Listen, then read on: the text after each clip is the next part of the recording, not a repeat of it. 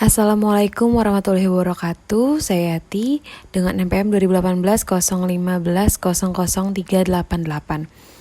Baik, di sini saya ingin mempresentasikan hasil observasi saya tentang klien diabetes di usia muda.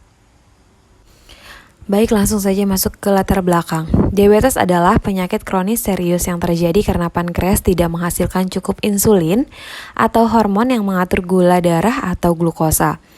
Atau ketika tubuh tidak dapat secara efektif menggunakan insulin yang dihasilkannya. Diabetes biasanya sudah terjadi pada usia anak-anak di mana diabetes tersebut terbagi menjadi beberapa tipe yaitu 1, 2, dan 3. Untuk diabetes mellitus atau tipe 1 biasanya pertama diketahui saat usia anak-anak, remaja, atau dewasa muda. Pada tipe ini, semua sel beta dari kelenjar pankreas sudah rusak sehingga insulin merupakan pilihan obat satu-satunya menurut Sugondo 2015. Deskripsi karakteristik klien. Klien seorang wanita cantik dan pintar berusia 21 tahun yang tinggal di daerah Jakarta Timur, berinisial MN, merupakan anak pertama dari 2 bersaudara dan saat ini sedang berkuliah di salah satu universitas swasta di Jakarta. Semenjak kecil dirinya memiliki gaya hidup yang tidak sehat. Salah satunya adalah mengkonsumsi makanan atau minuman dengan kandungan kadar gula yang tinggi serta kurang aktif bergerak. Dan dia seringkali jajan sembarangan atau minum teh kemasan baik yang terbentuk gelas maupun yang botol. Dia juga jarang sekali minum air putih. Itu dikarenakan kebiasaan dari orang tuanya yang seringkali membiasakan anaknya jajan sembarangan tanpa diawasi. Dan setahun terakhir, dirinya merasakan turun berat badan yang amat drastis dan juga sering merasa lemah dan gampang kelelahan padahal dia tidak menjalankan aktivitas yang padat atau berat. Klien bercerita kepada orang tuanya dan orang tuanya pun menyuruh dia untuk konsultasi ke dokter. Setelah datang ke dokter, dirinya divonis penyakit diabetes di waktu muda. Selanjutnya masuk ke permasalahan yang sering muncul. Pertama, klien mengalami kondisi yang tidak tenang. Kedua, klien mengeluh rasa sakit yang tidak tertahankan. Yang ketiga, kesehatan mental klien terganggu. Keempat, klien merasa adanya perubahan penglihatan pada dirinya. Kelima, klien merasa selama ini ia mudah lelah. Terakhir, nafsu makan klien bertambah berbarengan dengan menurunnya berat badan klien. Baik, langsung saja masuk ke analisis kebutuhan klien.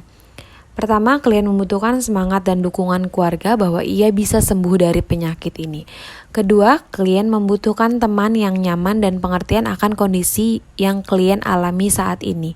Ketiga, klien harus meningkatkan rasa kepercayaan dirinya agar dirinya merasa tenang dan tidak ketakutan akan beberapa hal yang ia alami. Keempat, klien harus merasa yakin terhadap penyakitnya bahwa penyakit yang ia derita saat ini bisa sembuh kembali dan juga bisa mengelola stres yang baik agar tidak berdampak pada kondisi pada klien. Terakhir, klien membutuhkan motivasi dan nasihat yang dapat membangun bahwa klien adalah orang yang berharga. Potensi yang bisa dikembangkan yang pertama melakukan hal-hal yang positif seperti beribadah, bersosialisasi, berorganisasi dengan lingkungan sekitar. Kedua, mulai melakukan gaya hidup sehat, makan makanan yang bergizi, makan teratur, olahraga, minum air secukupnya. Ketiga, selalu mengontrol kadar gula darah dan menjaga berat badan agar tetap ideal. Baik, selanjutnya masuk ke layanan BK yang tepat diberikan. Yang pertama, layanan konseling perorangan. Konselor memberikan ruang dan suasana yang memungkinkan klien membuka diri atau setransparan mungkin sehingga klien sedang berkaca lalu konselor berusaha membawa klien ke depan kaca agar klien memahami kondisi diri.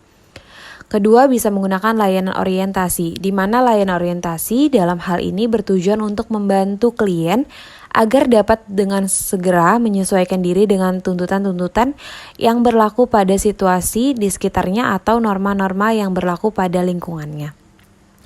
Yang ketiga, bisa juga digunakan dengan layanan informasi, di mana layanan informasi dalam kasus diabetes sangat penting mengingat kegunaan informasi sebagai acuan untuk bersikap dan bertingkah laku sehari-hari dengan baik. sebagai pertimbangan bagi arah perkembangan diri klien agar klien menjadi paham dan mengetahui tentang penyakit diabetes yang sedang ia alami. Keempat, bisa juga dengan layanan konsultasi. Dengan menggunakan layanan konsultasi ini, klien dapat memiliki kemampuan sendiri berupa wawasan, pemahaman, dan cara-cara bertindak yang terkait langsung dengan suasana dan atau permasalahan yang sedang ia alami. Baik, sekian presentasi dari saya, kurang lebihnya mohon dimaafkan. Terima kasih untuk waktunya. Wassalamualaikum warahmatullahi wabarakatuh.